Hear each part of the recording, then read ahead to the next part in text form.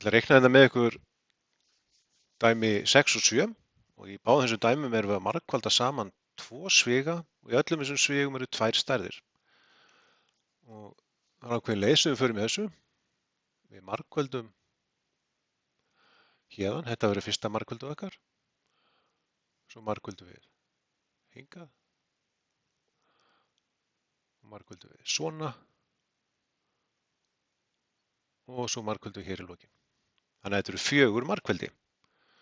Þannig að við skulum byrja. Það fyrsta væri þá x sinnum x. Það myndi gefa okkur x í öðru. Næsta er x sinnum plus 1 er þá plus 1x eða svona. Og næsta margfeldi, þetta hér, er þá 2 sinnum x, gefur okkur 2x. Og síðast er það 2 sinnum 1, það er þá plus 2. Og nú skoða ég niðurstöðuna mína og athuga hvort ég geti lagt eitthvað saman.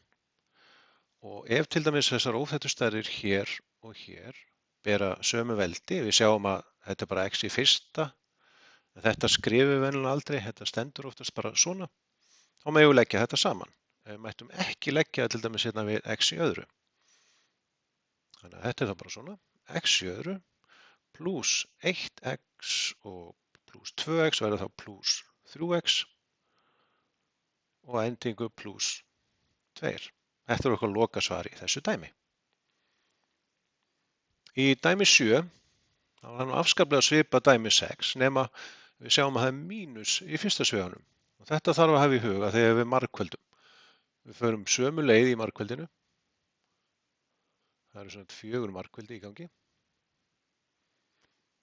Og fyrsta margföldu okkar verður þá x sinnum x sem er þá x í öðru. Annað margföldu okkar er x sinnum plus 2 sem er þá plus 2x. Þriðja margföldu okkar aftur á móti er mínus 2 sinnum x og það verður þá mínus 2x. Og fjórða margföldu okkar er þá mínus 2 sinnum plus 2 og það er þá mínus 4. Og nú getum við skoða miðjuna hérna.